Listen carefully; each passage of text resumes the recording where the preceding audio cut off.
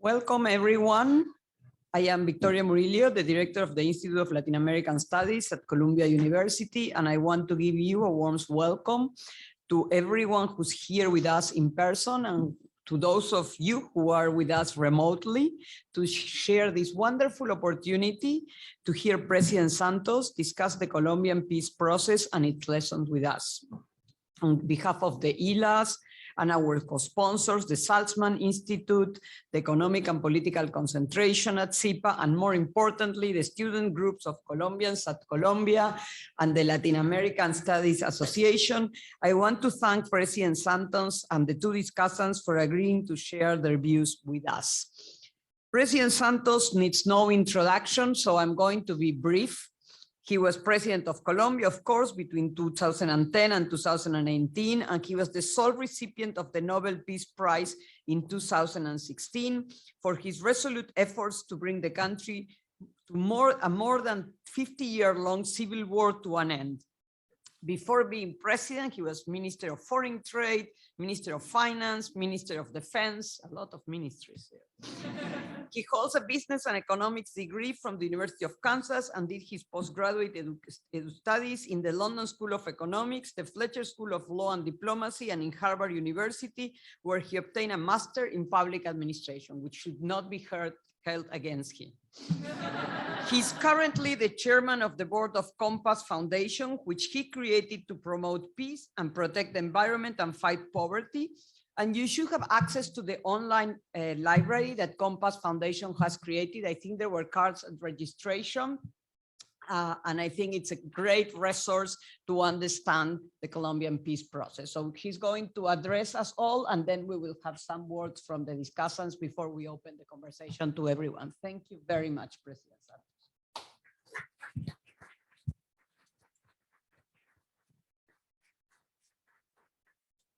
Well,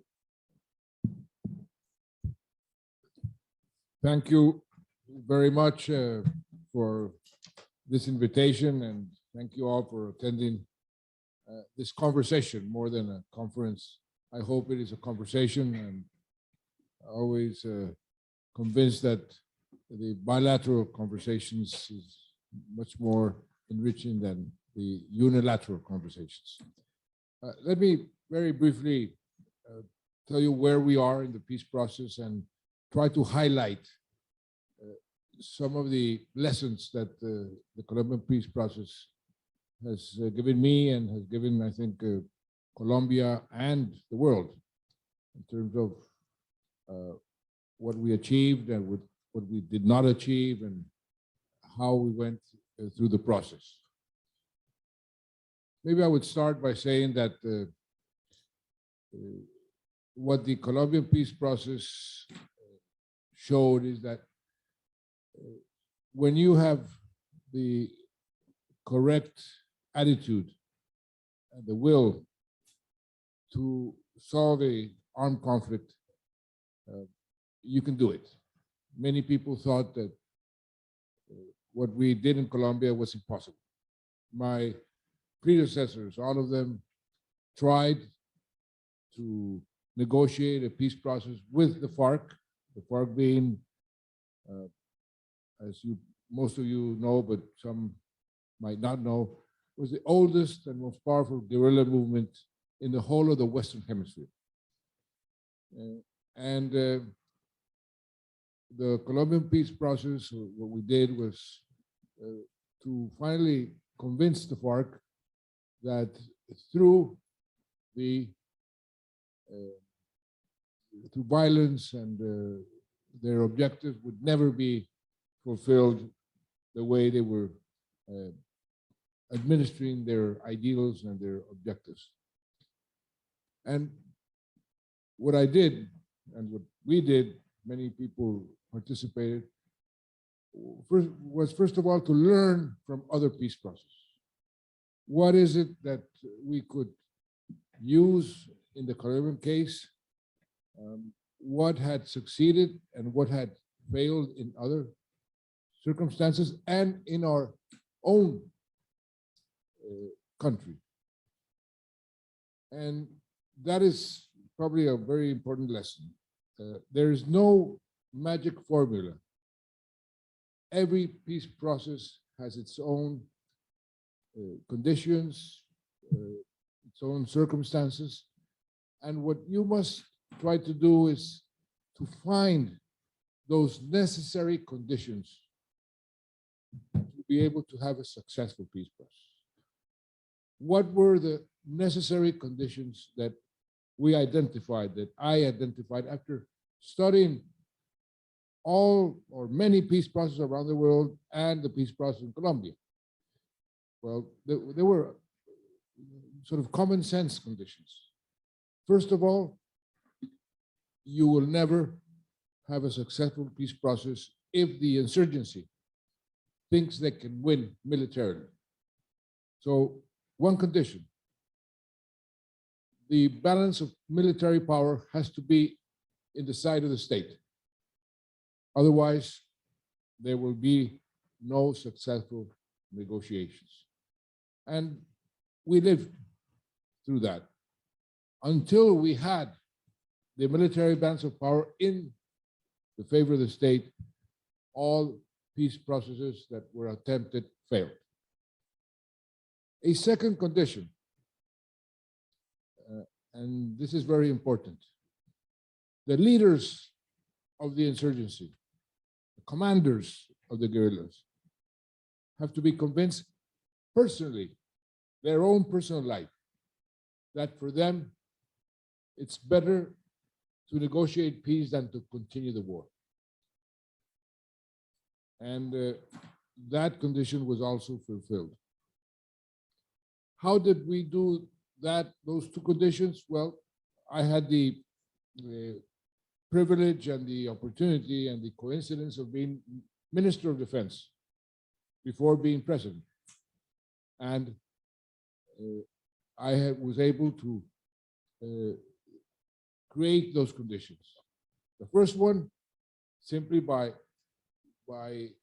giving more legitimacy to the armed forces, which is something extremely important. It was not as much as giving them more firing power, more helicopters, but more legitimacy to win the hearts and minds of the people. That was a crucial aspect. And the second condition was by making a complete change of our intelligence, the intelligence of the armed forces, the intelligence of the state, and using the intelligence in the struggle against the guerrillas, but having the commanders as what they called high value targets. For 45 years, the commanders of the guerrillas had never been touched. They were warlords in their regions, very well protected. The people around them protected them, so it was very difficult to reach them. That changed through the use of intelligence, where I sought the help of the American intelligence, CIA, the British intelligence, the MI6, the Israeli intelligence, the Mossad. All of them helped me in changing the intelligence of our armed forces of the state in order to be able to target the commanders. The third condition that was necessary is transversal to any asymmetric war. You need the support of the region and of the international community, but especially the region and the neighbors. Why did so many efforts to bring peace to Afghanistan fail? Because it was never possible to put the neighbors of Afghanistan to agree to a peace process. So it was almost impossible to negotiate there. And that is, again, transversal to any asymmetrical war. I had to become president because my predecessor, that issue was sort of impossible with him, to make peace with our neighbors, with Venezuela, with Ecuador, with Brazil, and that was extremely, extremely important. So, important lesson, you can create the conditions for any peace process. You don't have to wait for them to appear out of the blue. You create those conditions. And that's what we did in Colombia. Once we started to negotiate, there are other very important lessons. For example, for me, a lesson in life was to understand that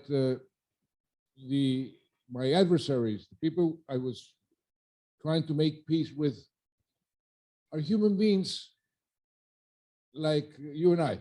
They have mothers, they have brothers, they have families, they have a heart.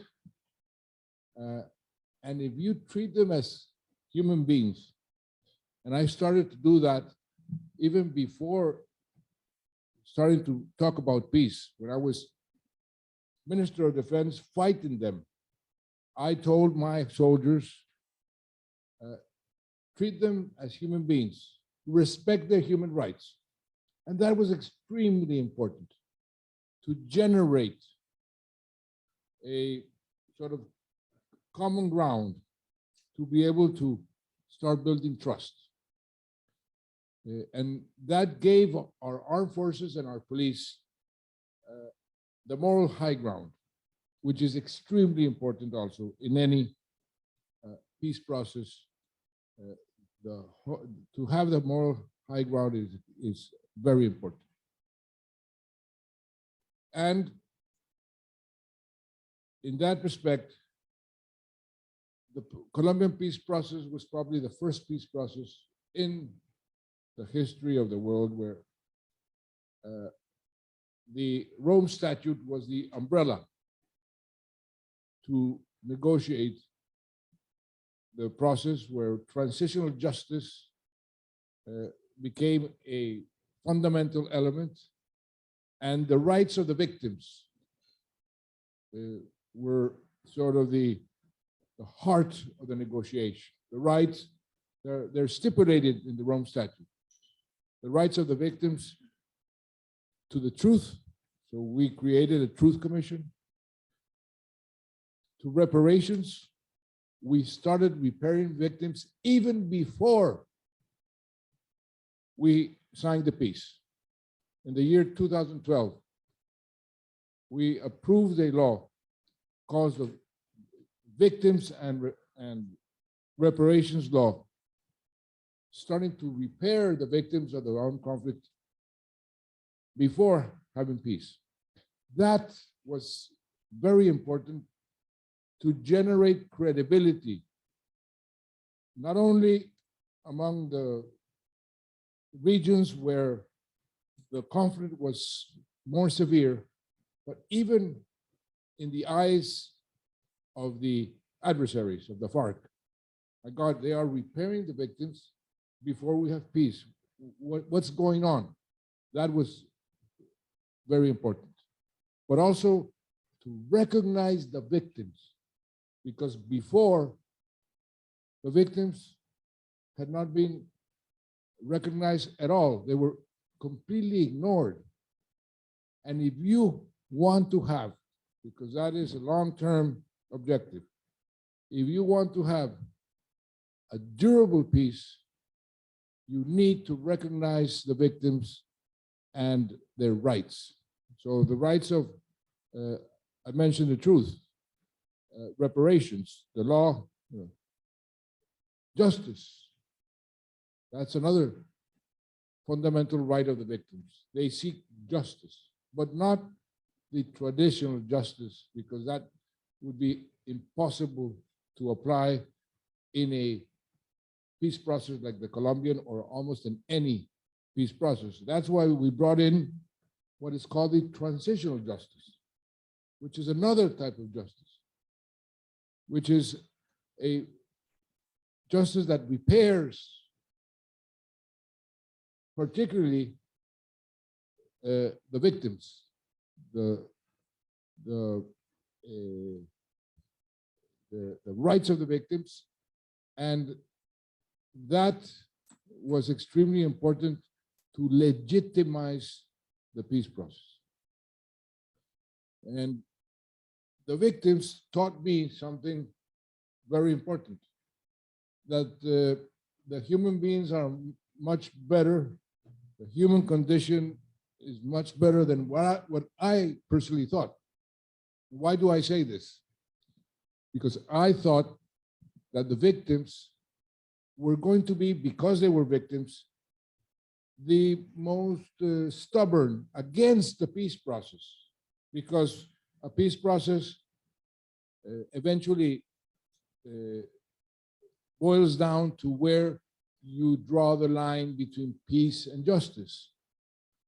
And you need to give how much peace are you going to be willing to sacrifice in order, how much justice are you willing to sacrifice in order to have peace?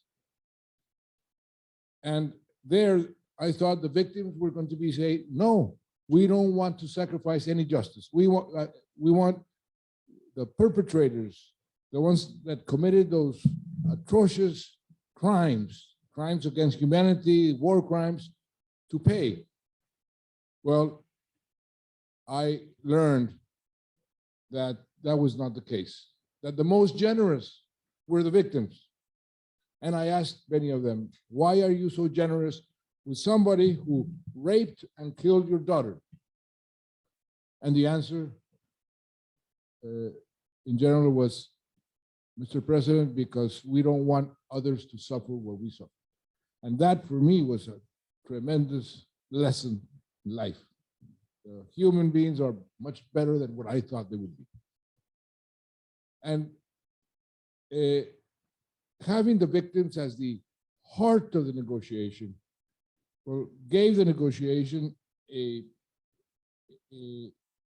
order, and we were able to start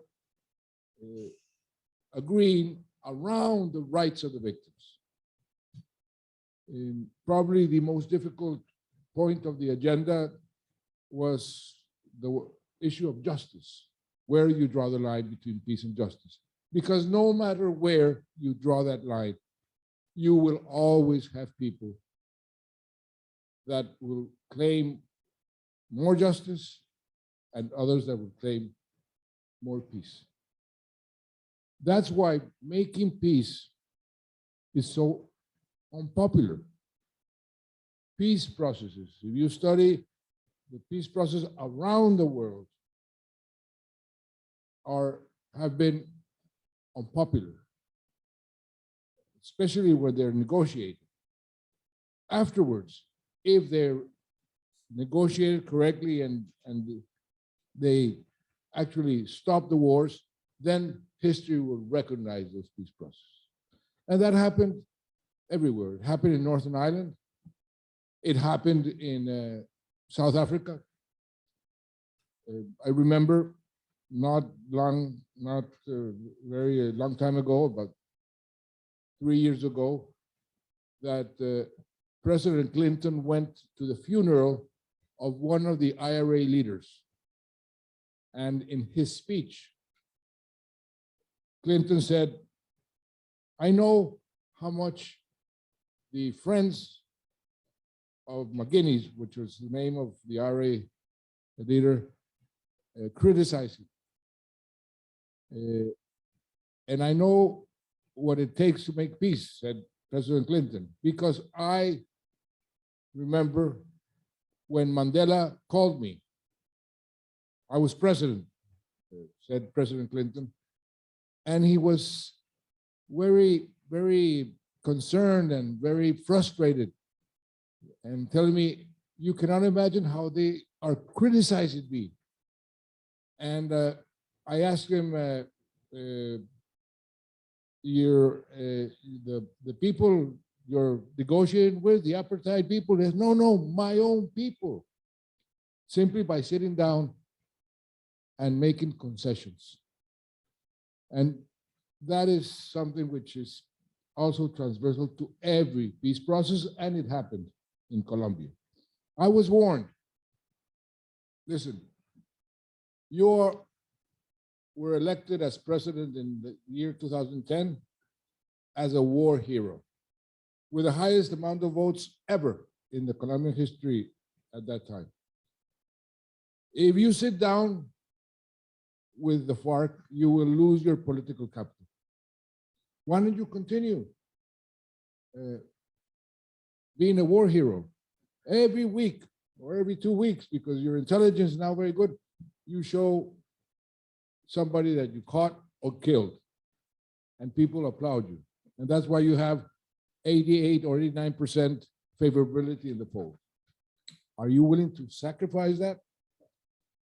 And I remember a very intelligent person who was a professor here at Columbia, Shlomo Ben-Ami, former Minister of Foreign Relations of Israel, who just wrote a book called Prophets Without Honor about the Camp David Agreement. He was the architect of that Camp David Agreement. But I remember him telling me, listen, I know you want peace. I know what your ministers are saying to you about getting into this very difficult path of seeking peace with the Farc. And most people will advise you against it. Precisely here in Colombia, where all your predecessors had failed. But it's the only way to get peace, to have peace with the Farc. By military means, it will take 20, 30 years, and Colombia is an ideal country for guerrilla warfare, mountains, jungles, drug trafficking. So it's the only way. And I would make this reflection to you. He said to me, imagine yourself in 4 years. That was 2011. You continue with your popularity. You might be reelected. But you look back and you think, I could have done it. Are you willing to go to your grave with that question in your mind? That was extremely powerful for me. And this is another lesson, which is a lesson that you can give your kids, anybody. Don't reach an age where you look back and you're sorry for what you did not do. You can be sorry for what you did or tried. That's perfect. But don't be sorry for what you could have done and did not do. And that was a very important argument to take that path. And he was right.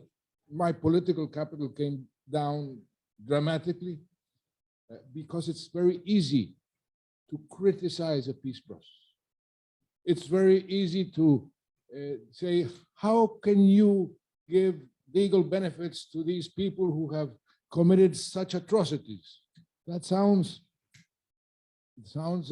very attractive for any politician. And I had some people that did not like me, like my predecessor, who started criticizing me with no mercy because I made peace. I was making peace with the Farc, and so that is another lesson. You need to have a lot of patience. You need to persevere, and you need, and maybe that's where I failed, to be much more effective in communicating the benefits of peace. Because I took it for granted. I thought that peace would almost sell by itself. Who would prefer to have a war than to have peace. Well, there are many people who prefer war than to have peace. I learned that the hard way, but I learned it. And that you have to be extremely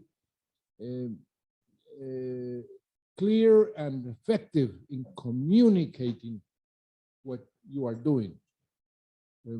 At the beginning, we negotiated with the FARC. We're not going to talk to the press. Only when we reach an agreement on one of the 5 points, we'll do a joint communique, and that's all. Bad mistake. Because our silence and the press, and I come from a journalist world. I was a journalist for many years. The press started to see, well, what is happening in Havana? What is the negotiation? And the opponents of the peace process start filling that vacuum with something which is very popular nowadays with fake news. And they're saying, oh, Santos is selling the country, giving the country to the communism. Now he's a friend of Chavez and the Castros, and he wants Colombia to become like that. Private property, he's abolishing private property. He is giving the pensions of the old people in Colombia to the guerrillas. And they started repeating that. I was so stupid that I thought that the people would not believe that. Well, they did believe it. And that's why I lost the referendum, because I had promised the Colombian people to calm them, to say, no, listen, I'm not going to do something crazy. I will put the final agreement to a referendum. I thought I was going to win the referendum. All the polls said I was going to win, but I lost. That was a big shock. And so another lesson, never in peace processes or in any circumstances of political or even business life, underestimate the power of fake news. They're much more powerful than what you think. And that is something that in today's world is especially important to take into account. Well, I can tell you many things about what we negotiated. It's considered the most comprehensive peace process, peace agreement ever negotiated, because we did not only negotiate what is called the DDR, demobilization, disarmament, and reintegration of the insurgency into society. We went much further and tried to negotiate structural changes for the country that had not been put in place for 200 years. One of them, the most important, is what we called in the agreement a comprehensive rural reform. What did we want to achieve? Well, simply to have a country with more equity in our rural areas. Colombia is one of the most unequal countries in the whole world in terms of land possessions. We are a country which has been blessed with 44 million hectares of land that could be productive, and we only produce in 7 million. And out of those 7, one very small percentage is efficiently produced. So we wanted to give the peasants the right to claim the land where they were, how do you say, expulsado? Expelled by violence. Evicted. Simply, but of course, that had a lot of enemies. And one of those enemies were the drug traffickers. But anyway, we negotiated that, so we went much further than the DDR. And there is an institute of the University of Notre Dame called the Kroc Institute that has a matrix of all the peace agreements, what they included. The Colombian one is the one that has the longest line of things agreed. We have been, it's been 5 years. What happened in the referendum in a way was a blessing in disguise. Why do I say that? We lost the referendum, but we had a way out that the Constitutional Court had given us. If you lose the referendum, which is a very rare procedure, it's not contemplated in the Colombian Constitution. It needs a law, it needs the approval of the Constitutional Court. When they approved the referendum, they said, if you lose the referendum, you cannot do a second referendum. This is extremely important because they're still saying, oh, why did you not do a second referendum? Because our courts forbid a second referendum. They said you have to go through the normal channels of the Constitution. You renegotiate a new agreement and you present it to Congress and then to the Constitutional Court, and that's exactly what we did. And I think that between the first agreement and the renegotiated agreement, we were able to improve on the first agreement. So that's why I say it's a blessing in disguise.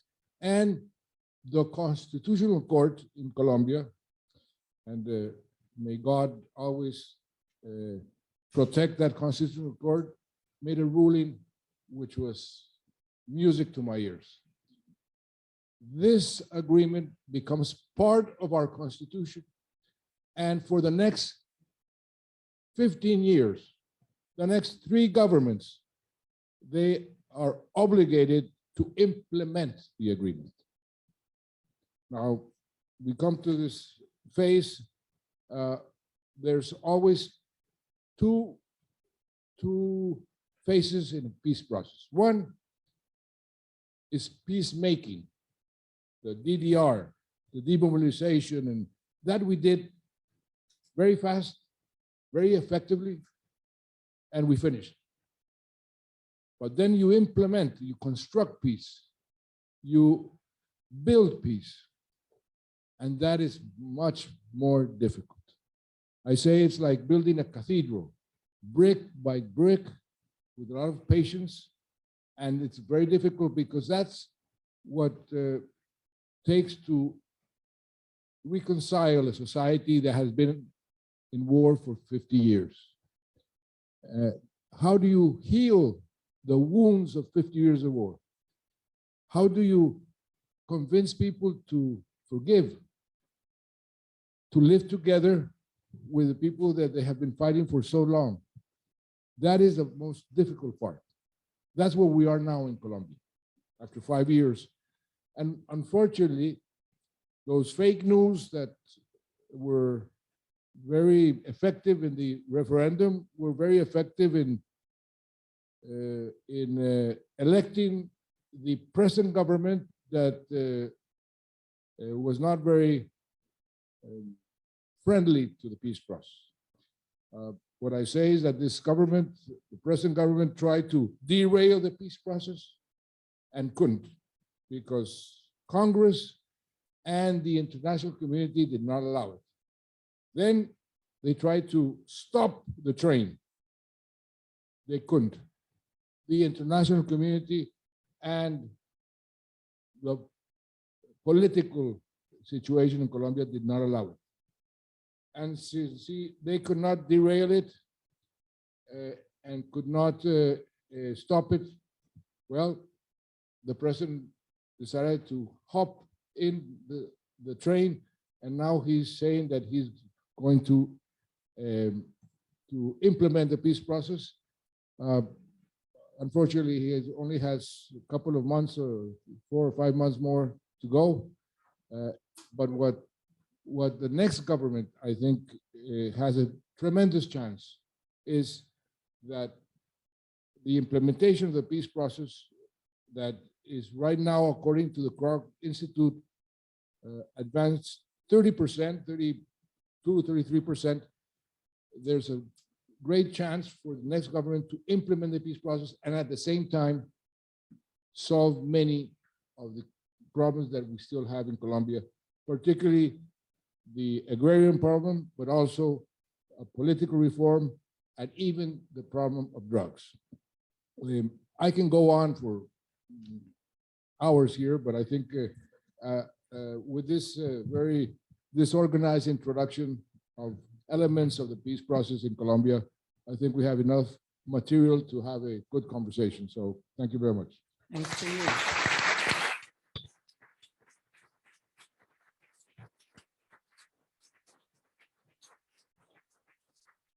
So we now will have two commentaries to brief reactions to the words of President Santos. The first one will be by Severine Autesserre, who's an award-winning author, peace builder, researcher, and a professor and chair of the Political Science Department at Barnard College. She's the author of The Front Lines of Peace, Peaceland, and the Trouble with the Congo, in addition to many articles for publications such as the New York Times, the Washington Post, and Foreign Affairs. She has conducted research in 12 different conflict zones, worked for Doctors Without Borders, and her research has helped shape the intervention strategies of several United Nations departments, foreign affairs ministers, NGOs, philanthropists, and activists. She has been also a featured speaker at the World Summit of Nobel Peace Laureates, the US House of Representatives, and the UN Security Council. Thank you very much, Severine, for coming. Well, thank you. Thank you so much, Vicky. Is this working? Okay, fantastic. So thank you, Vicky, for this fantastic introduction. Thanks to all of you for being here today. Thank you, President Santos, for your remark and for sharing your experience with us. So, I'm absolutely thrilled to be here because first, I learned a lot about the peace process in Colombia.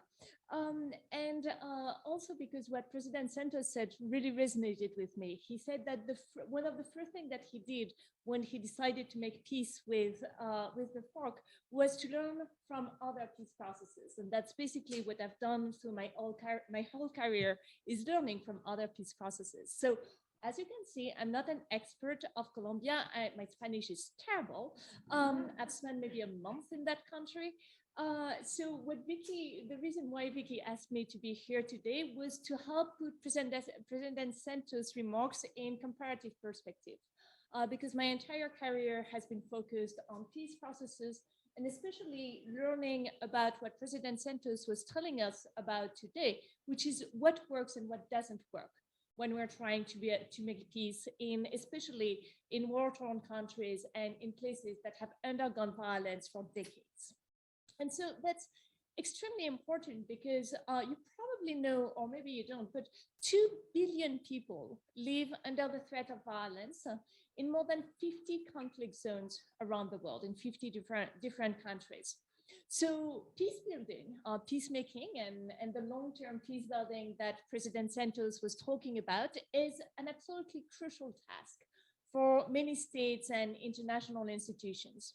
And when I say peace building, I really mean any and all actions that help promote peace before, during, and after a conflict. So like President Santos, I don't only speak about DDR, but also about the reforms that I think my fellow discussant will talk about, and transitional justice, and all of the processes that really help put an end to violence. And the thing is that our templates and techniques for approaching war and peace just don't work. Afghanistan, Congo, Iraq, Myanmar, Somalia, we've heard the same stories many times before. There was violence, warring parties called for ceasefires, they signed agreements, they held elections many times, and then the headlines praised peace.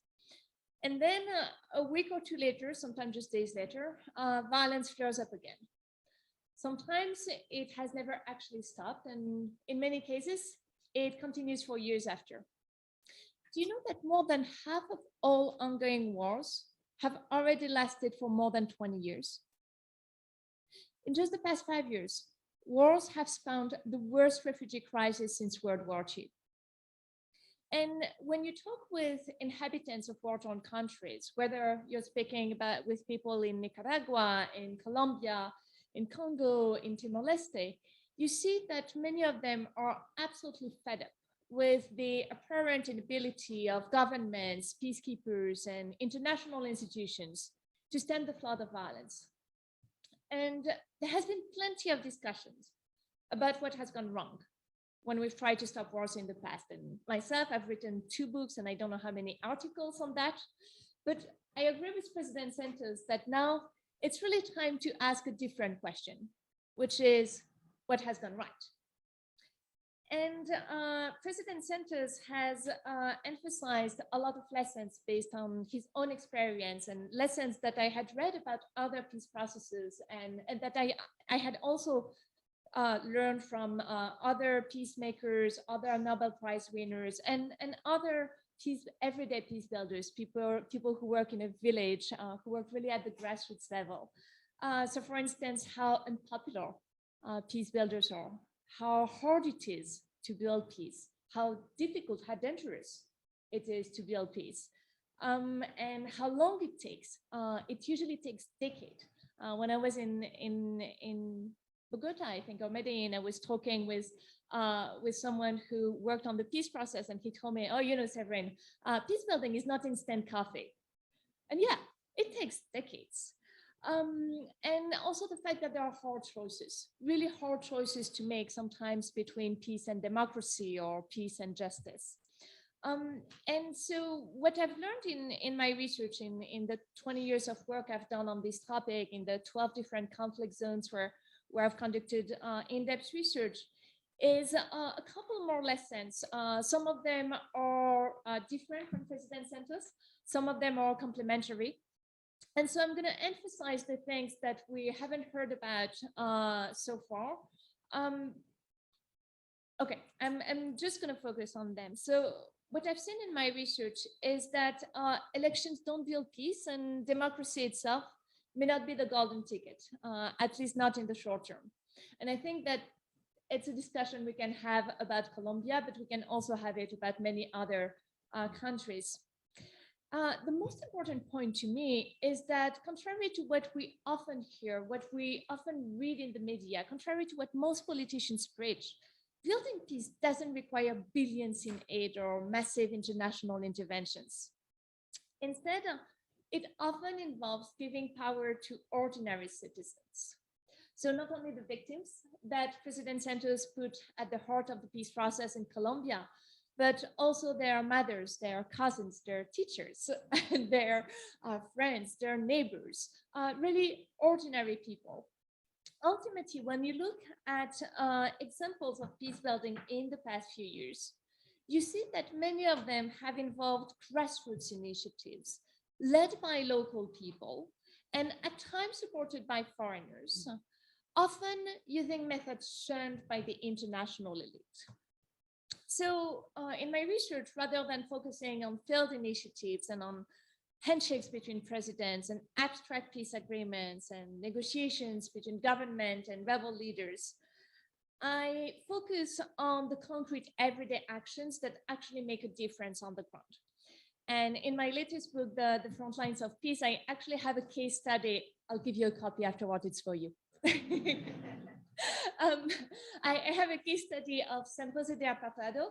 And again, I'm sorry about the pronunciation. I know my Spanish is terrible. Okay, this little place near Medellin where you have a zone of peace, a peace community, which is a fascinating story of people who have managed to build peace and to maintain peace and security and protect human rights in the midst of extensive violence. And so in the book and in my research, I found a lot of other places like in Congo, in Somalia, in the middle of one of the most violent countries in Somalia, in Israel and the Palestinian territory. We're talking about Israel. So anyway, I've found a lot of people who use original methods. Some of them are really bizarre methods of building peace. Some of them are creative. Some involve age-old traditions, and some are just common sense. And when I try to understand how peace building can actually work and how we can improve the lives of literally billions of people, whether in Colombia or elsewhere, my own conclusion is that to end violence from war and also to address violent conflicts at home, whether home is New York or Bogota, Paris or San Jose de Apatado, we have to fundamentally change the way we view and build peace. And that's the last point that I want to emphasize, is that I'm so glad you're here today, because I really firmly believe that residents of ostensibly peaceful countries, whether we're talking about France, where I'm originally from, or the United States, or any other supposedly peaceful country, we can all use the lessons from conflict zones to help decrease tensions at home, ranging from inner city conflicts to political and religious divides. Thank you so much.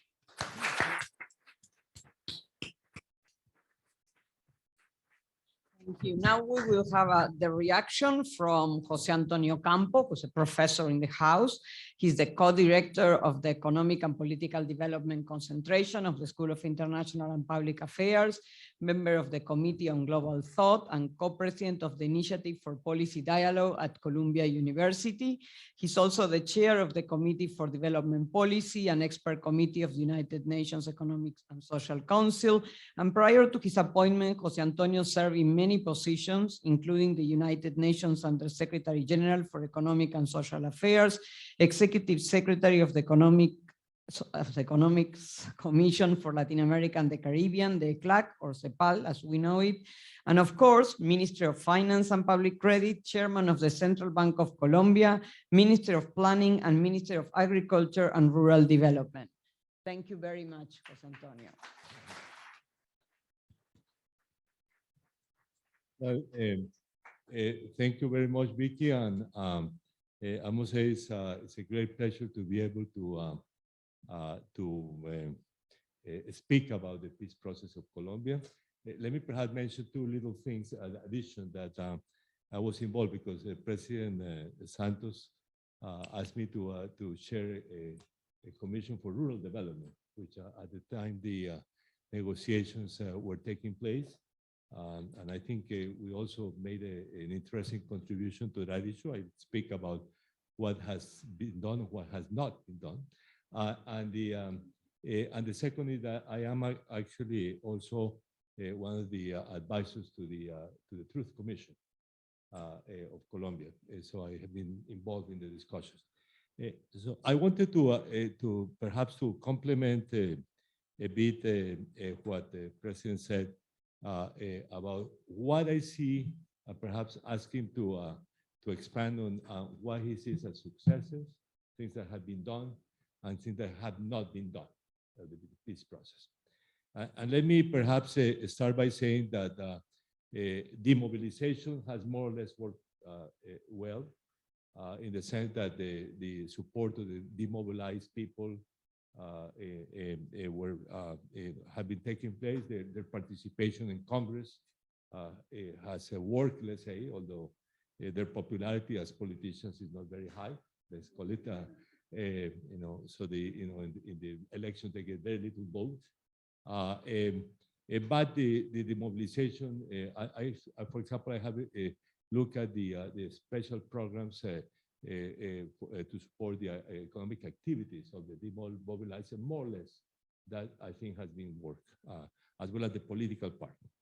Now, the Transitional Justice, despite the Truth Commission, despite the strong opposition by the right wing of the country, have continued to work.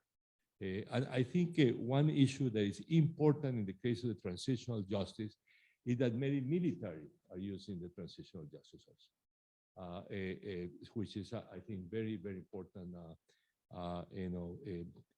effect.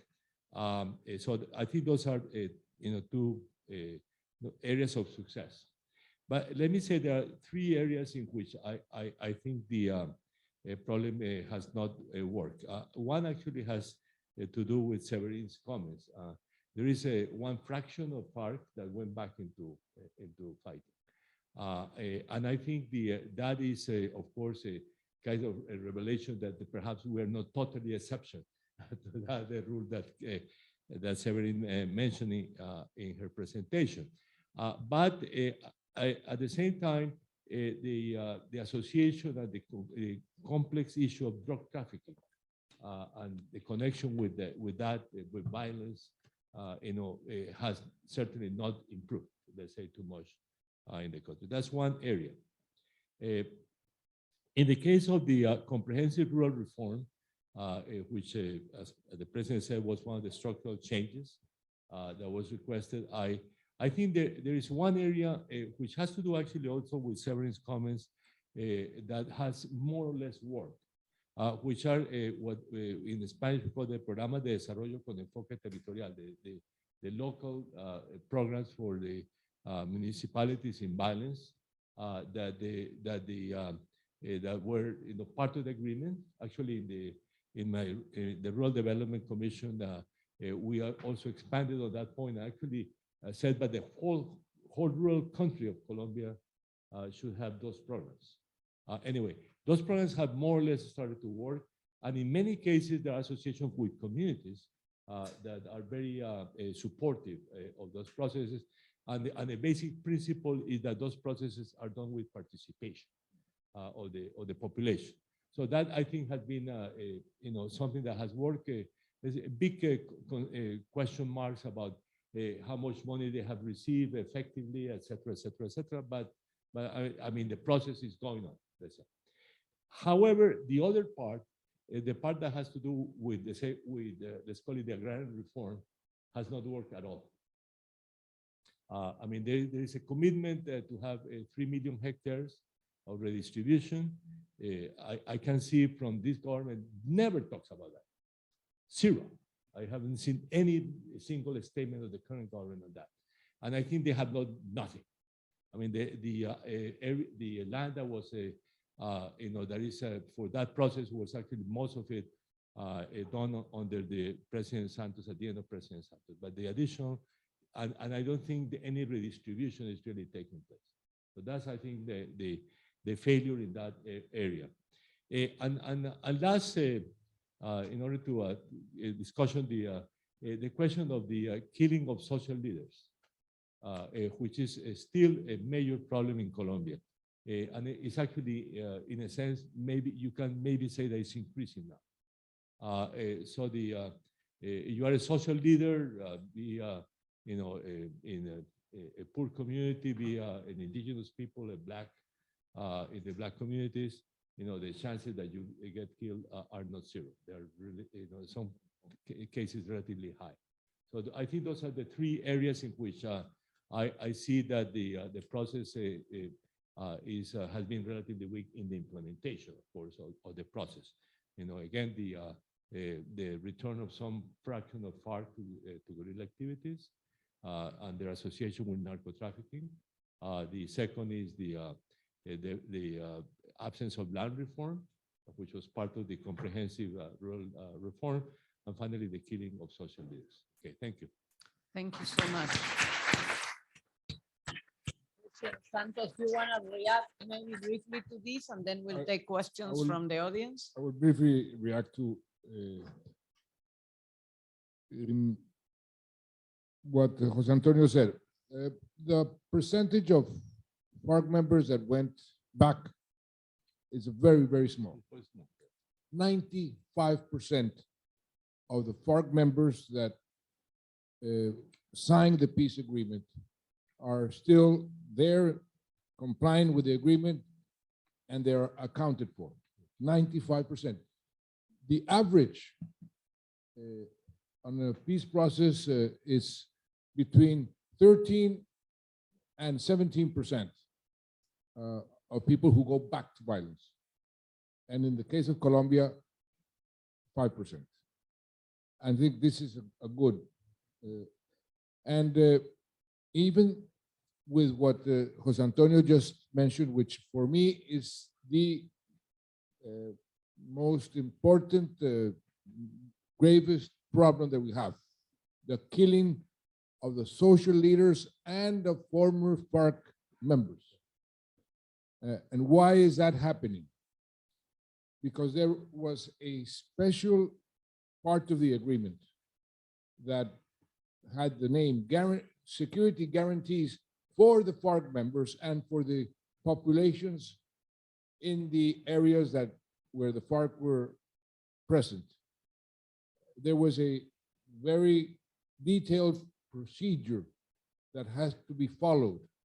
We started doing that, and that has to have leadership of the president himself. And the very short time that I was president after the signature of the agreement, these different procedures were working. The new government came and they were neglected completely. There are different sources that are killing the social leaders that in a way have to do with the peace agreement. For example, something that is happening right now in some of the areas in Colombia where the coca plantations are present and the drug trafficking is present, you're starting to hear Mexican music. The Mexican cartels are taking over the areas where the FARC had control. And this is happening. And how do they get control of those areas, the Mexican cartels? Were by killing the social leaders, gaining control of the areas. And they do that because they don't find the presence of the state, of the Colombian state in those areas. So there is a big problem there. Some environmental leaders are also being killed because they're against the deforestation that the big cattle ranchers are promoting in the Amazon jungle especially. And you see a lot of indigenous leaders that are also being killed because they are trying to protect their autonomy in the regions where they operate. So that is a big problem that I think is probably the biggest challenge that we have right now. I agree with Jose Antonio that the special justice the transitional justice is working, and many people say, but we don't have sanctions yet. No, it's very cumbersome procedure. Colombia is very legalistic. One of the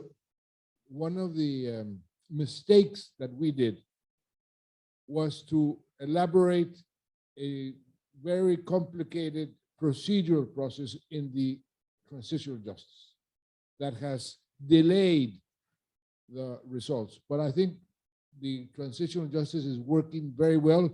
All the academics and the experts in transitional justice that are following the process say this is working quite well. The Truth Commission, I think, has been working quite well.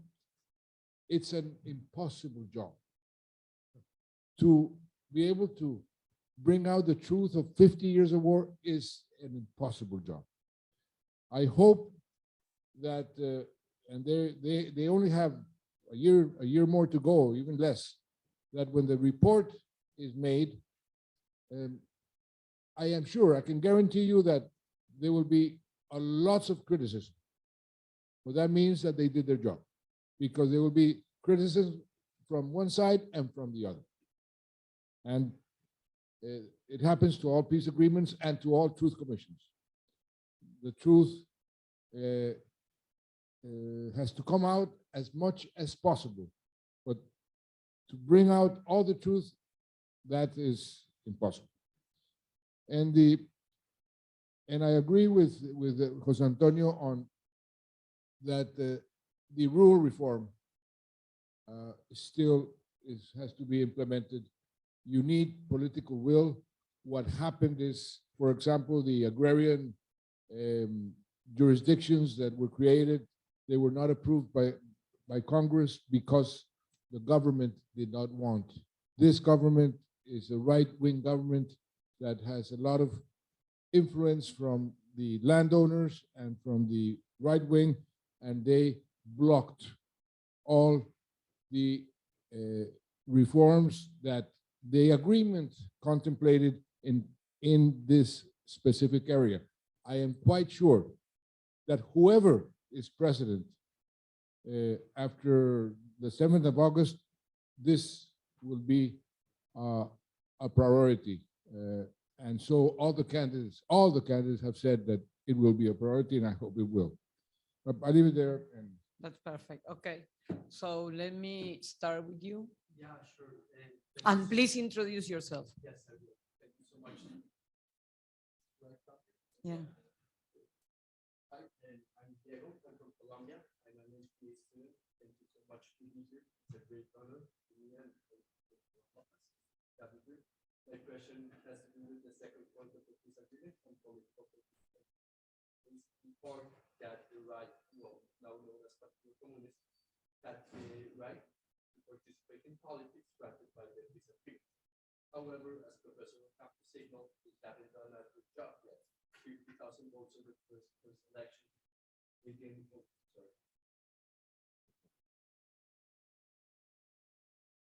No?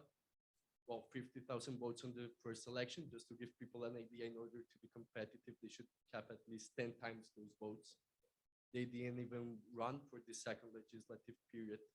My question is, did you see this coming as part of the peace agreement? And how can you explain what we could call as an electoral failure of the Farc political party? Thank you so much. well, it's their fault. They're very bad. They're very bad politicians. They, for example, made a terrible mistake of keeping their name. The political party, when the Farc, which was very, very unpopular in Colombia, very unpopular, and they maintained the Farc as the name for their political party. Mistakes of this type they have been making since the very beginning, and I have told them, you have to learn how to be more successful in the political world. You can't be so square-headed in a sense, but they're learning, and hopefully. But look what is happening to Colombia. For the first time, somebody from the left might be president. You saw the protest in the last years. Why did the young people go out to the streets to protest? Because they were not afraid anymore of being signaled as part of the guerrilla movements. So the country is changing. The democracy is becoming much more inclusive, much more difficult to handle. That's a fact. But the failure of the Farc as a party is because they have not done a good job. Paloma. And then you, and then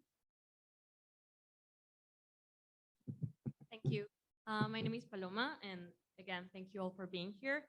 I have a question about the referendum, and I'm going to use a concept Professor Murillo taught me at her class, so I hope not to disappoint. I think the referendum is a great example of how salience can be used to easily manipulate the public opinion around a topic, both in favor and against. So now, knowing the results of that referendum, what do you think you should have done differently as president, and what could your administration have done differently in terms of maybe a more robust communication strategy, knowing you had to counter a campaign that, well, basically was against this referendum and this peace agreement? I should have listened to, for example, two of my former ministers who said, why do you have to make a referendum? Don't do it. My wife also here. She's claiming, she told me, why a referendum? I was very stubborn.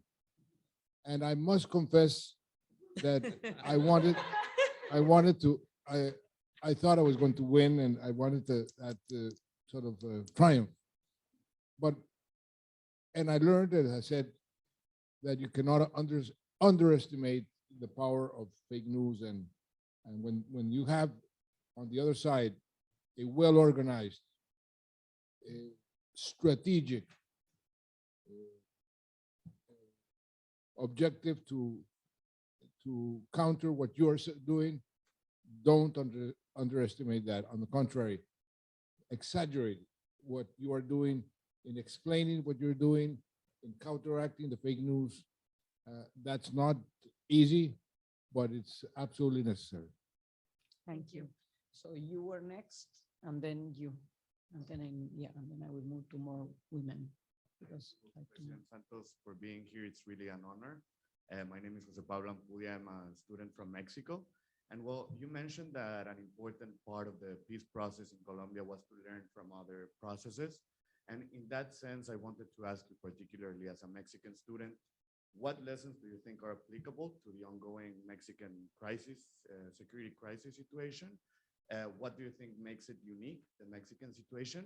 And finally, what do you think it should be doing differently, like the Mexico? So not only South Colombia, but also Mexico. Yeah, Mexico. Well, I've been asked a lot about similarities or differences between what is happening in Mexico and Colombia. And I think there's a major difference. This was a political negotiation. And you cannot have a political negotiation with drug cartels. However, there are some similarities in the sense of not having a negotiation in the sense of using, for example, the Rome Statute, but you can use the judicial system to negotiate some benefits, legal benefits, if they take into account the victims, if they give the money back, or I mean, there are a quid pro quo. But I have learned through my experience. I was a very good student of the books that were drafted 50 years ago and have been imposed by the United States and the European countries of how to fight drug trafficking. I did my job very well. When I was Minister of Defense, I sprayed more hectares than any president or any minister in the history of the world. I extradited more drug traffickers to the US than any other country, more than 1,450 drug traffickers. I forcibly eradicated more hectares of coca than any other president. And we're still #1 exporter of cocaine to the world markets. And I have learned, and I have shifted towards now I am working with one of your former presidents, President Cedillo, for the legalization of drugs as the only real solution to a problem that is not only affecting Mexico, it's affecting all of Latin America, and you go to Asia and it's affecting Africa, and you have to take the money out of the mafias. And I use an anecdote to close this argument that is mentioned in one of the late biographies of Churchill. Churchill, during the Prohibition, went across Canada to California, and he liked to drink, and he asked for a whiskey.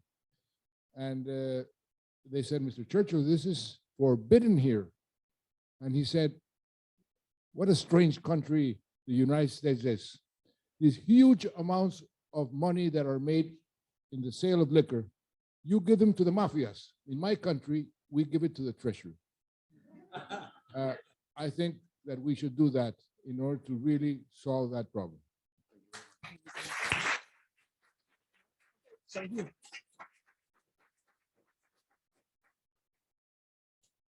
President Santos. I'm Luisa. Oh, is it working? Okay, I think now it's working. I'm from Brazil, so we are almost neighbors. But I'm studying political science at Colombia right now.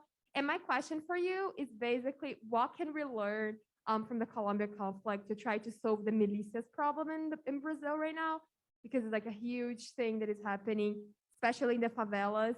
And I'm wondering, which lessons do you think that in the strategy, and especially the political leadership that you had, our president can learn to try to apply similar lessons and basically try to organize that? I feel like your response regarding the drug traffic is really important. But I was wondering if there is any other peacemaking strategy or grassroots organizing that you saw happen in Colombia that could also be applied in Brazil right now. Oh, Quiero sorry. saber qué otra elección, aparte de legalizar la droga, puede dar el caso colombiano para el tema de las milicias en Brasil, de la violencia en Brasil. The problem of insecurity in Brazil is very similar to the one in Argentina and in Colombia and the favelas. That's micro traffic. The mafias, the small mafias. What happened in Colombia?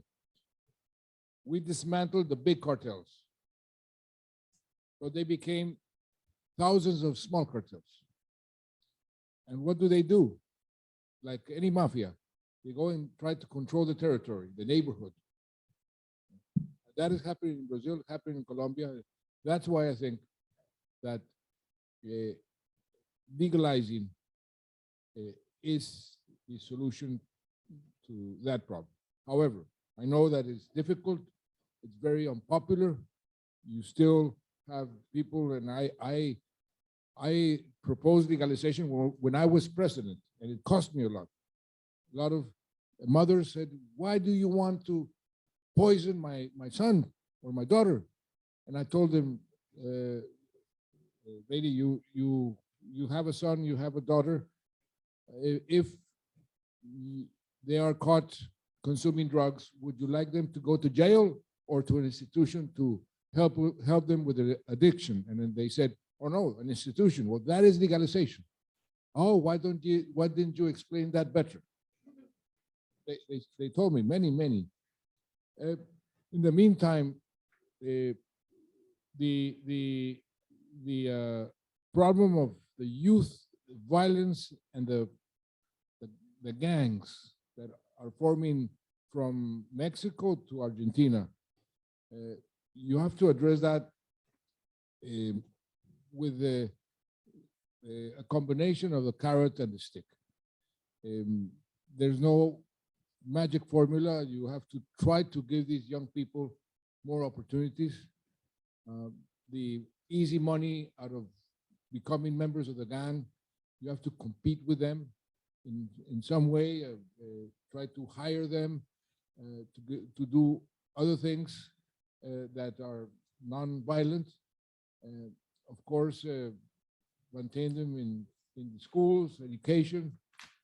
It's a difficult challenge, but I think it's an absolutely necessary challenge to defeat. Otherwise, our countries will continue to lose the confidence of the people in their institutions. And this is happening all around Latin America. Thank you. Sorry not to give you an answer, but it's very difficult. Yes, I have a question that I'm going to make, and then we'll go to you. So my question is, you said that land reform will be a priority of the next administration, and certainly land reform is the reason why the FARC started. So it's been a long-standing issue in Colombia, as Jose Antonio mentioned it.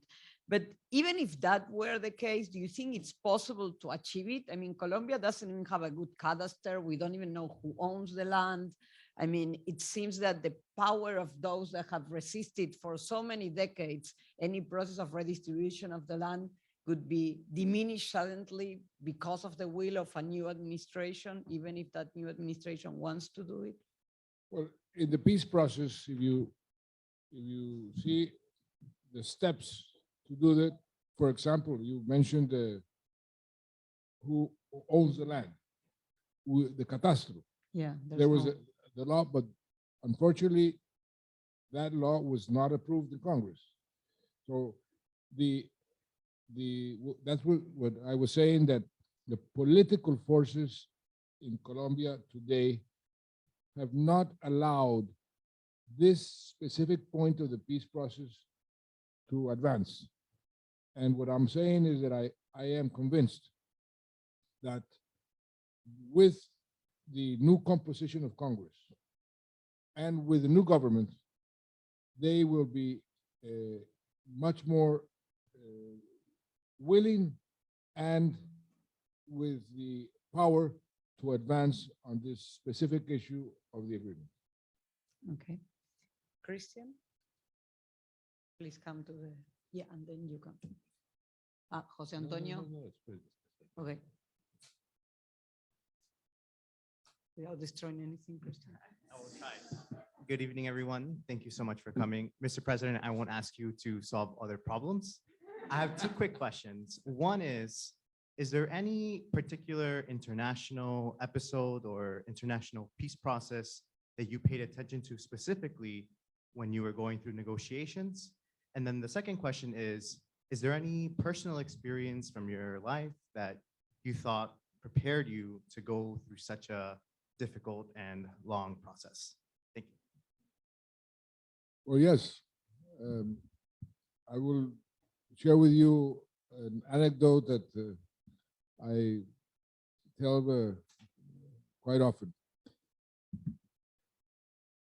I had to give Nelson Mandela the chair of UNCTAD, the United Nations Conference of Trade and Development. I was the chair because I was Minister of Trade in Colombia, and then Mandela was elected chair of the UNCTAD, and I had to go to Johannesburg.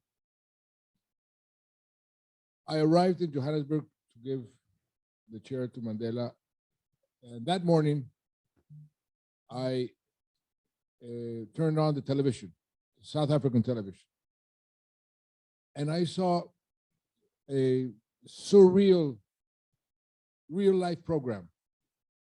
For the first time, the victims and the perpetrators were getting together, and the television was filming that in real life and transmitting that. And I was seeing that, and it was very, very strange. Some embraced, others hit each other, screamed at each other. And I said, my God, what is happening? That afternoon, I had a half-an-hour meeting with Mandela that lasted 5 hours. And he started explaining to me the importance of the victims meeting the perpetrators, the importance of them meeting in order to heal the wounds. He and Desmond Tutu insisted on the Truth Commission. Why? The truth is what, in a way, sort of liberates the hate of the people that has suffered so much. And he then told me, that was back in 1995, 96. Your country is at war also, but you must make peace if your country want to take off. And that really encouraged me to go after peace. And I'll give you another anecdote that was really instructive for me as a human being. There was this victim Her name is Pastora Amira. Her father had been killed. Her mother had been killed. Her two brothers had been killed. And her son was tortured and killed. And a few days, 4 days, 5 days after she buried her son, somebody came wounded to her house asking for help. And she helped him. He cured this person. And when this person was going out cured, he went through another room and saw the picture of this lady, Pastora Amira, with her son. And he suddenly was in shock, knelt down, started crying, and said to her, please, please tell me that that person is not your son. And she asked, why? Because I was the one who killed him and tortured him. And he was kneeling down, crying, begging for forgiveness. And she got his arms and put him up, looked at him and embraced him. And he said, why? And she said, thank you, thank you.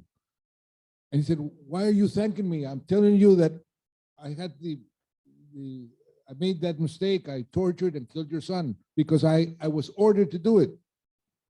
And she said, no, because what you just did released me from hating for the rest of my life, recognizing and asking for forgiveness. And Mandela had told me exactly the same thing. The forgiveness, the reconciliation is the most difficult part of a process, of a peace process. And that was exactly what the Pope also told me. I went to visit the Pope when I was in the negotiation, and we became sort of friends, and I said, Father Francis, Pope Francis, why don't you go and help me? And he used to look at me and said, oh, President Santos, don't worry, I pray a lot for you. And I said, my God, if you have to pray for me, I'm in real trouble. And I said, no, don't worry, I will go when you will most, but especially the Colombians will most need me. And he chose to go to Colombia after the Farc disarmed. And he chose the name. I'm going to Colombia to push the Colombian to take the first step in the most difficult path, which is the path of reconciliation. And he was right. And that is the most difficult part of any peace process, to reconcile the hearts and minds of the people who had suffered. Thank you. Antonio, do you want to, after her, do you want to make that question? No, there's unos comentarios cortitos. Thank you, President Santos, and all the speakers for the information you've shared. My question seems a little irrelevant now because of what you just mentioned, but I was recently in Israel as part of a trek, and there was this man sharing that his son had been killed. And I heard a lot from his conversation, but he never mentioned forgiveness, el perdón. And me as a Colombian woman, forgiveness is a word that's always in my vocabulary. So my question was basically, do you think Colombia is a sui generis case where forgiveness was sort of there from the start, or is it something that surged after the peace agreement? And do you think there are lessons learned in terms of forgiveness and the role of forgiveness for other conflicts? Well, forgiveness is also very much in our religion, and I'm Catholic. This is a part of our religion. In other religions, that is not as present. Has it been there always? I don't know. But I think that the importance of forgiveness and reconciliation, definitely, this is a fact. I mean, without the forgiveness, reconciliation is very, very difficult. I remember a professor from California, University of California, Jared Diamond. He went to Colombia. I was and I was in the middle of the process, and he said, reconciliation is so important, and forgiveness is so important. And he made the following comparison. He asked, why do you think the Germans, after the Second World War, after the atrocities that the Germans committed to their neighbors, why do you think they have good relations today with them? Because the chancellor, the German chancellor, 1970, Willy Brandt, went to Warsaw, Poland, which was probably one of the worst affected countries in the war, knelt down in the plaza and asked for forgiveness. And then he said, why do you think the Japanese have such bad relations with the countries around them? Why do you think the difference? I don't know, because the Japanese never recognized their actions, or even worse, they never asked for forgiveness. And today, the relations between Japan and China and Japan and South Korea are very difficult. And so that example for me was extremely vivid of why forgiveness is such an important aspect of reconciliation. Jose Antonio, you had some comments before we go to the next question? No, I wanted to make three short comments. The first one is that I totally agree with the president that the FARC that has gone back to fighting is very small. As I said in the beginning, I think the mobilization has generally been successful. So I think that has been one of the success stories. The second is, a point about the Truth Commission. I mean, I think there are going to be, in my view, two things different from the Truth Commission. Since I am involved in part in the Truth Commission. One is the main report. That I think will be controversial. I have President Santos chose a magnificent leader for the Truth Commission. Actually, yes, with Father Deru, which is, as I say, he's one of the saints of Colombia. In life, but I think I have told him, your report is more important, and what you write is more important than what the Truth Commission is going to say. But his credibility is high. But the report maybe generate controversies because there are groups in Colombia that do not like the idea. Anyway, but aside from that, there is a huge amount of information that they have collected. Which is being put into libraries, etc., which I think will be very good for understanding what the hell happened in Colombia. I think that part is, I think, positive. And my last comment is actually a bit of frustration with the issue of land reform. I hope you're right, but I'm a bit skeptical. Let me say, I am. As a minister of agriculture, I was the one who passed the law of the most recent land reform law of Colombia in 1994. It has zero.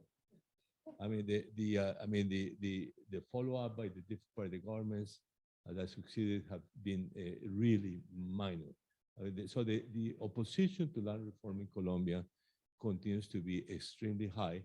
And I think that is reflected in the incapacity of this government to implement that part of the comprehensive rural reform. Yeah. You're right, but if you study the composition of the new Congress, you might be a little less pessimistic. Okay. And I want to take the opportunity to give a very small commercial on the library that we are creating with the University of Los Andes, with the Banco de la República, and many universities about the peace process in Colombia. We have more than 5,000 documents online. You can already today go in and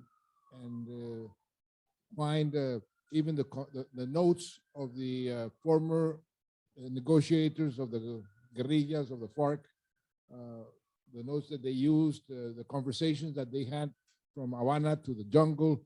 You can find many things, and you will find more and more because we want to make it an ongoing process. There's nothing comparable to what has been done.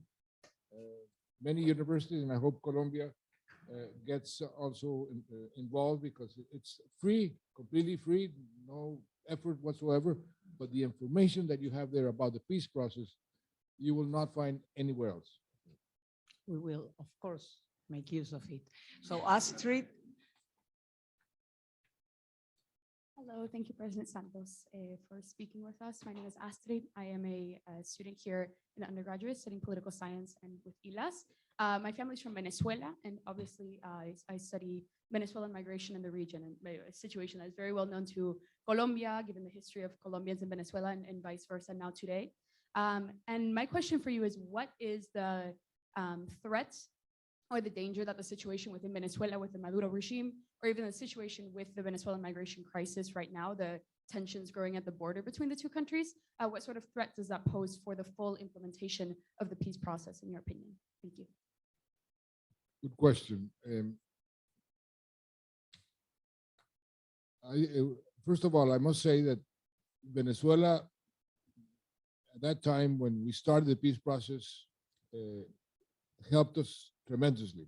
Chavez helped us tremendously in the peace process. I was not a good friend of Chavez, but he did help.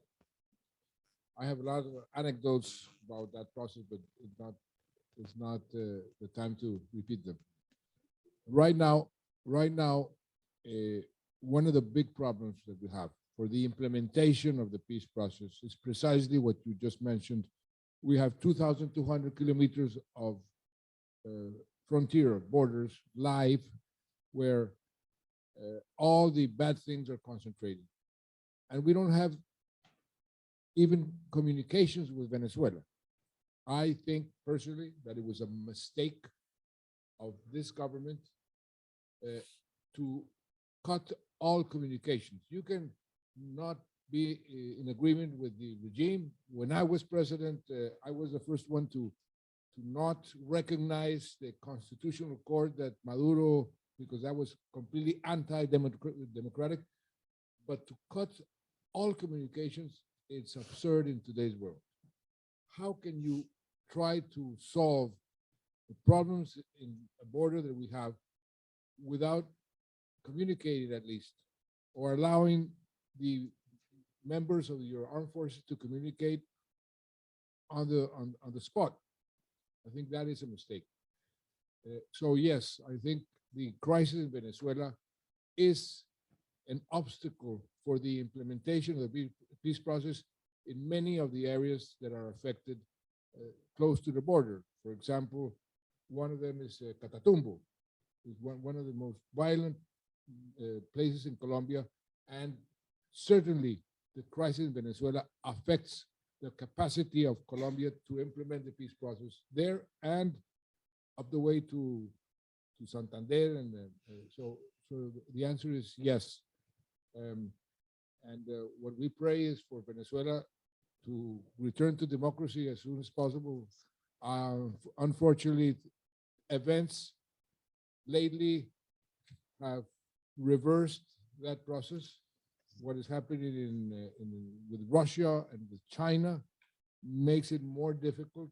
I think today Maduro is stronger than what he was 2 or 3 years ago. Unfortunately, that's a reality. But we must keep trying to bring Venezuela back to the democratic world.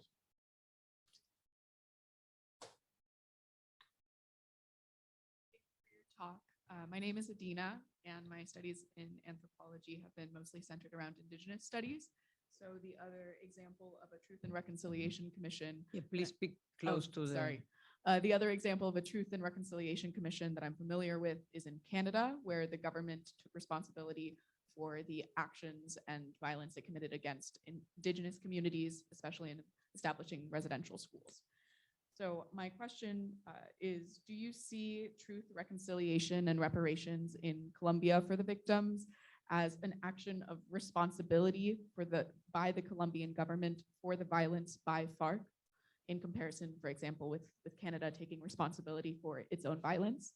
And secondly, how does the role of the Colombian government as a mediator rather than a violent actor change how the Colombian government implements reparations? Well, the Colombian government is not a mediator, has not been, and in the negotiations, we took the decision. I took the decision, no mediation. It's the Colombian government directly negotiating with our counterpart. Yes. We have done a tremendous effort. Jose Antonio knows because he knows the financial figures of what we have invested in repairing the victims. The problem is that we have 9 million victims. We have already repaired financially more than 1 million, but that is a huge cost. And we need 8 million more. And it will take generations, I think. I think we're too ambitious. What we did as an objective in repairing the victims was too ambitious. But we need to continue. Now, the Colombian government has had the will, even this government also, I must recognize it, to continue in this path of repairing the victims. But again, as there's so many that it'll take a long time. The truth about the responsibilities of different actors is something that is coming out more and more. Businessmen that finance the paramilitaries, that is coming out. The state committing atrocities, that is coming out. And something which is very important, the military are now, as Jose Antonio mentioned, part of the special justice, of the transitional justice. So you're having all the actors present in the Truth Commission and in the special justice. I think that more is impossible. I mean, we've done more than enough. And I will tell you something which is quite reconforting for the Colombian peace process. Right now, in Spain, they are discussing what to do with the victims of the Spanish Civil War. There's a big debate. Right now, in England, in Great Britain, Boris Johnson, the Prime Minister, tabled the motion to sort of forget about the crimes of the IRA before 1978, whatever. There's a big discussion about that. In France, they're discussing about Algeria. And all of them are saying, if we had made something like the Colombian process, we would not be discussing today, 50 years later or 40 years later, what we're discussing. So that gives me quite sort of a peace of mind that I think what we've done is the correct thing. Yeah.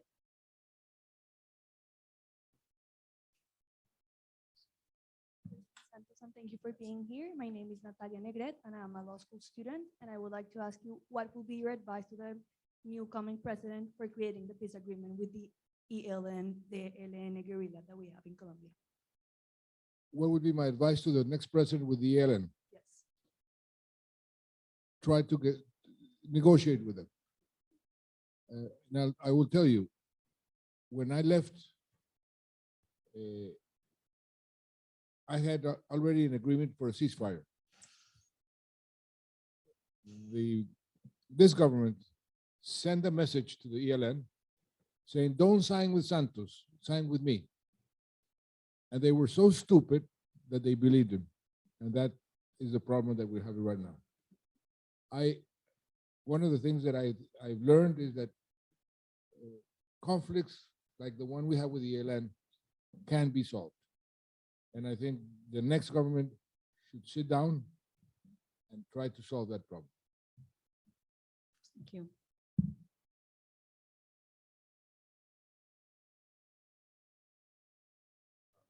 Thank you for your words, President Santos. It is an honor to have you here. My name is Ignacio. I'm Ecuadorian, student of SIPA. And well, my question is that at the beginning of your remark, you started talking about several factors that you said were fundamental to build in order to be able to achieve peace, right? And you mentioned several, but between them, you said, first of all, that the government had to have the military advantage, had to target the leaders of the guerrilla. But you also mentioned, and between other factors, you mentioned that you had to be friends with your neighbor countries. And I guess you faced a dilemma in that sense back in 2008 when you were the Minister of Defense of Colombia, and the Colombian army under your command actually invaded sovereign land of Ecuador, killed several guerrilla members, including Raul Reyes, seized assets that were in Ecuadorian soil, extradited people out of Ecuador. So I wanted to hear more about like what's your take, what are the lessons that you learned when you had to face that dilemma, and yeah, just like your general experience. I think that was one of the probably most iconic things that you did before in your career before being president. Well, I was a hawk when I was Minister of Defense, and I was a very effective hawk. That's why they elected me president. And I had to become a dove, and that is a very difficult transition. And you need different type of leadership. To lead in war is rather easy. You need a vertical type of leadership. You give orders, you are strategic, you have tactics, and you go against your adversary, your enemy. Making peace, you need a completely different type of leadership. You need to be able to persuade, to convince people to forgive, to rally the forces, not by force, but by your word. So there's a completely different type of, and I must tell you, it's much more difficult to make peace than to make war.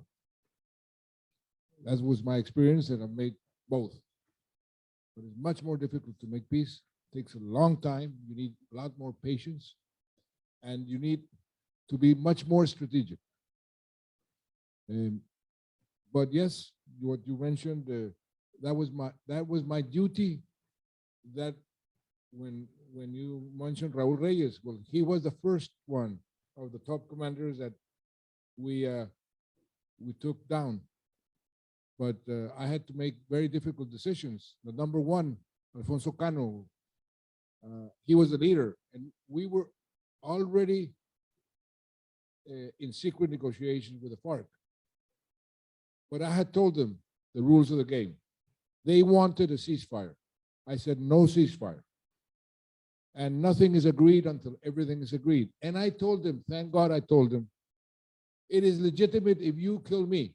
And I was president, because that's an act of war, and it's within the rules of the game. So when the commander of the army called me and said, we have the number one located, what do we do? Give me your orders. That was a very difficult decision, probably one of the most difficult, because I was risking everything. And there I had to, in 5 minutes, decide. But on the other side, having the military supporting the peace process was one of the very important conditions. And to deny them their highest value targets, the leader of the Farc, would have been very, very costly. And afterwards, the commanders of the Farc, after we signed the peace, said, you know, we respect you for what you did because you warned us that were going to be the rules of the game. That's why I say, thank God I told them that. And they did not break the negotiations. And the military, of course, continued to support the peace process. It's difficult. Making war is very difficult, but making peace is more difficult. Yes.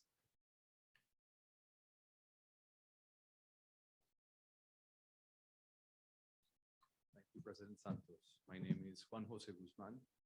And you have the last question, I I think. have the last question. think. And it's forward-looking. So it seems, as you were mentioning, that the level of compliance from the ex-guerrilla members has been very high. And you don't need to be a genius to know that the state hasn't complied. It would seem that a lot of people place this lack of compliance on lack of political willingness. But looking more statistically, looking more historically, and even speaking with people who are actually implementing the agreement, whether or not they align with let's say, the political discourse at the top, it would seem there's also a lack of state capacity to implement it. And what I think is really worrying is and I think of this more in the way of how climate politics are working right now in climate change. A lot of commitments, a lot of very ambitious commitments, and I would argue that the agreement itself is a very ambitious commitment, but a very empty sort of not only capacity, but also the concrete mechanisms towards implementation. So my fear is that even in the case that anyone who gets elected soon are in favor of the agreement, they don't have the capacity to implement it. Technical and also the resources to do it. What do you think should be done? Is it too pessimistic to think that we don't have that? Yes, I think it's too pessimistic. I think simply by approving 5 or 6 laws in Congress and having the political will to implement them, one can advance tremendously in many of the areas of the agreement. I will give you specific examples.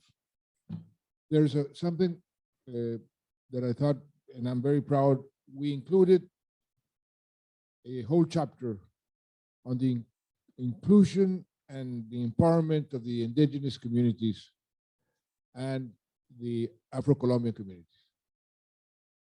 That has not been done at all. And you don't need more laws. You don't need it. You need political will. And I am sure, because the pressure is there and the international community is pressing, that the next president will take good steps in that direction. On the agrarian aspect, we have talked about it. Jose Antonio is not as optimistic or less pessimistic than I am. I think we are going to advance, among other things, by what you're mentioning on the climate. If we don't do something much more drastic with our territory, you are quite correct that the government has been promising things that they can simply not comply with in terms of emissions, and they're doing exactly the contrary. They go to Glasgow, they promise, and they come back and they increase the subsidies on dirty energy. They are now stimulating fracking. So it's a double standard. I am sure that the next government will be very much committed to trying to comply, at least on a percentage of what they had promised. So going back to the peace agreement, what is happening right now with the voluntary substitution of coca. This government went back. The next government will not go back.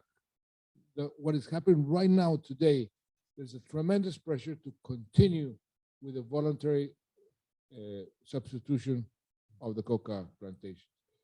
The political reform, I think that the political reform that is one of the points of the agreement that has not been complied with the new Congress. I think that is one of the points that easily is going to be approved. So I am more optimistic.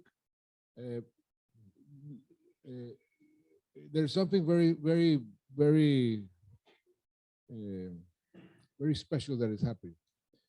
Right now, we have a war in Ukraine. Russia and the United States are almost almost at war with each other. China, but they continue to support the Colombian peace process in the National Security Council in the UN. All of them. And the Secretary General just last week, again, we need to support the implementation of the peace process. That is why I am still very optimistic that we will follow through. Okay, thank you very much. That's good to end on a note of optimism. Thank you to all of you for coming, and of course, thanks to President Santos and to wonderful discussants. Thank you.